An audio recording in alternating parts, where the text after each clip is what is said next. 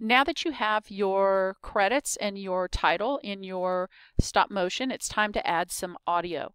I've placed some sound effects and some royalty-free audio in the Campus Share Drive for you to use. You cannot just take any piece of music off of your CDs or your iPods, iPhones, whatever. You have to make sure that it does not have a copyright on it. So I am using these. I'm going to import them. I've already made a copy of them in my folder, and I'm going to go ahead and import them the same manner that I imported the images, and they appear down here. Now the beat 09 is going to be the background music, so I'm just going to drag that onto the audio layer 1, and notice that if I position my cursor over in between any of these tracks, see how it changes? That's going to allow me to expand that track, which means that I get to do some effects with it. Okay, so what I want to do is this. You can see that the audio is already a whole lot longer than the video part of it is. I want the audio to start fading out at about 18 seconds, okay, because my entire clip or my entire video lasts 20 seconds. That's where the end of the credits lasts. So at 18 seconds, I want there to be a keyframe that says, okay, let's start fading out. So what I'm going to do then is I am going to click on my audio track, and I am going to go to my effect controls. Sorry, right here we go. Oh, there it is right there. I just needed to expand it a little bit more. You can go to your effect controls, but you can also find it here in your track if you expand it wide enough. So if you don't see the arrows, keyframe, and arrows, you need to expand it taller. Okay? So I'm going to click here to add a keyframe, and I can actually see that little dot there. Then I'm going to go ahead and move my playhead to get to 20 seconds. I want to be exactly at 20 seconds. That's where mine ends. I'm going to add another keyframe. Now that I have my effect controls open, do you notice that there's 2 keyframes here as well? Okay, so this is the same thing as doing it here. So what I want to do now in this second keyframe, I want my volume to go all the way down. So I'm simply going to drag it down to the bottom. And you see how that does that. Okay, and now if I go back and play this, we'll be able to hear music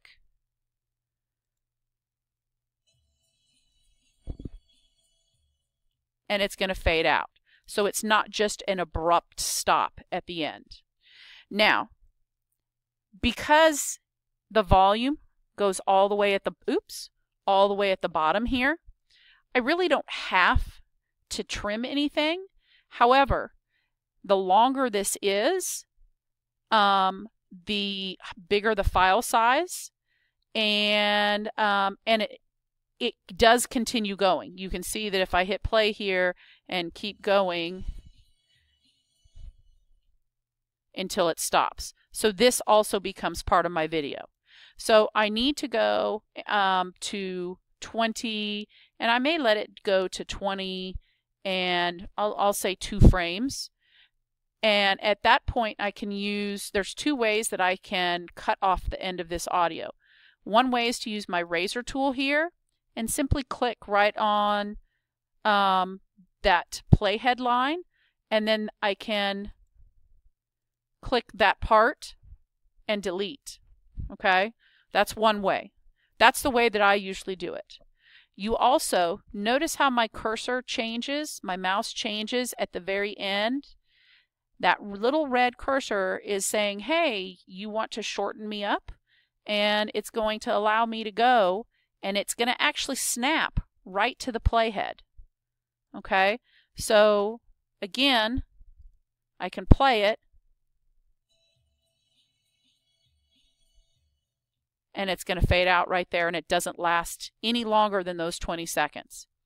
Now, on the same hand, if I fade it out there, maybe it would be a good idea to fade in as well. So we knew it faded out at 2 seconds. So what if I go ahead and find the 2-second mark here at the beginning, right there, and I'm going to put a keyframe, and then I can make it go all the way back to the beginning, and a keyframe, and then I can drag 0, or drag the first keyframe all the way down, hit play. Oops, it didn't fade in very well. Let's try that again.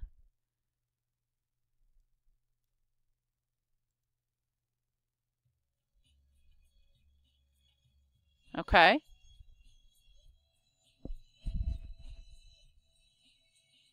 And then it's going to play through. And notice you can see it right up here, fading in, and then fading out. Okay? Now, I can make that track smaller again because I've used it. I've done everything I need to do on that one. However, I have a little clip, a little sound effect of rain. So I can start moving my playhead and find where it starts raining. Where is my first drop? It's right about there. The next one is where it's going to come in. So I'm going to go ahead and drag that rain onto that other audio. I am going to, I actually may let it start before. I'm going to expand it so that I can use my fade in, fade out. Okay, there's that first one. So I know that's where I want full volume there. And I can move it closer to the beginning, put another playhead, and drag it all the way down. And now you can hear the rain in the background. Okay, and I can use the arrows on my keyboard to go back a frame or two at a time, so I can find where that last, right there, okay, that's where it should be ending. So I'm going to put another marker. Actually, right there is where it's completely done.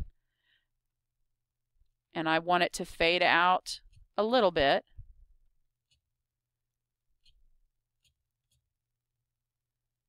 So maybe right about there it should fade out.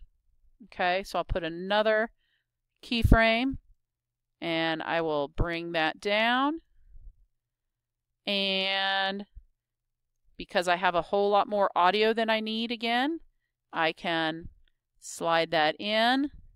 And then once again, I can adjust my playhead. And I can test it. I hear the rain. It's fading. And then it's gone.